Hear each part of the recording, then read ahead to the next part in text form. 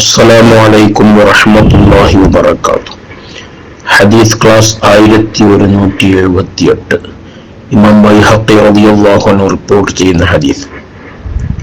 عن ابن عباس رضي الله عنهما قال Abdullahi Ibn Abbas റളിയല്ലാഹു അൻഹുമയിൽ നിന്ന് നിവേദനം അവിടുന്ന് പറഞ്ഞു, قال رسول الله صلى الله عليه وسلم, ഹബീബ് സല്ലല്ലാഹു അലൈഹി വസല്ലം തങ്ങൾ പറഞ്ഞിരിക്കുന്നു, ഇന്ന അശദ്ദന്നാസി അദാബൻ യൗമൽ ഖിയാമ, നിശ്ചയമായും ഖിയാമത്ത് നാളിൽ ജനങ്ങളിൽ വെച്ച് ഏറ്റവും കഠിനമായ ശിക്ഷ ഏറ്റുവാങ്ങുന്നവർ മൻ ഖതല നബിയ്യൻ, നബിയെ കൊന്നവനാണ്.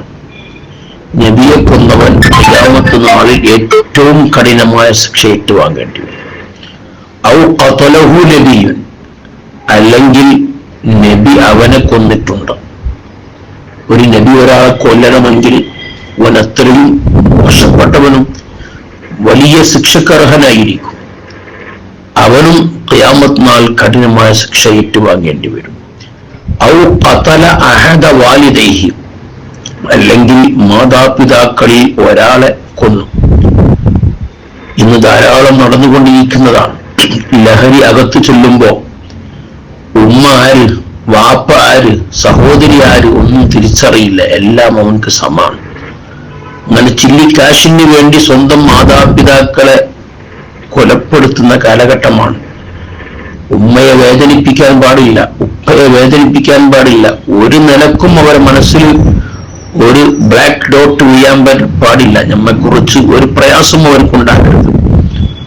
അവരെ ഒരു നിലക്കും പ്രയാസപ്പെടുത്താൻ പാടില്ല. അപ്പൊ ആരെങ്കിലും കൊന്നുകഴിഞ്ഞാൽ അവൻ ഖിയാമത്ത് നാളിൽ കഠിനമായ ശിക്ഷക്കർഹനാണ്.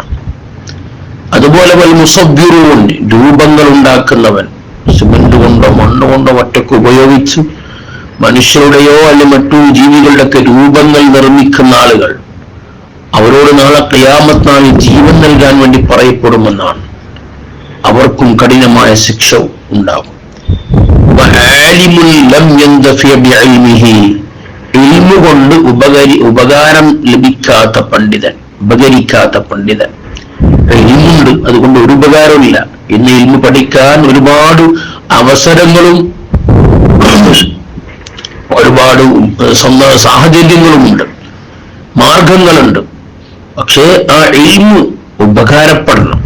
അതനുസരിച്ച് പ്രവർത്തിക്കുകയും മറ്റുള്ളവർക്ക് പറഞ്ഞു കൊടുക്കുകയും ചെയ്യുമ്പോഴാണ് ഇൽമും ഉപകാരപ്പെടുന്നത്. പക്ഷേ അറിവനുസരിച്ച് പ്രവർത്തിക്കുന്നില്ല, മറ്റൊരാൾക്ക് പറഞ്ഞു കൊടുക്കുന്നില്ല, അവർ നാളെ കഠിനമായ ശിക്ഷ ഏറ്റുവാങ്ങേണ്ടി വരും. ഈ കാലഘട്ടത്തിലൊന്നും പറഞ്ഞിട്ട് കാര്യമില്ല എന്ന് പറഞ്ഞ് ഇൽമുള്ള ആലിമീങ്ങൾ തിന്മ കാണുമ്പോ അത് ഉണർത്താതെ മാറി നിൽക്കുമ്പോ അവർ നാളെ കഠിനമായ ശിക്ഷക്ക് അർഹരായിരിക്കും.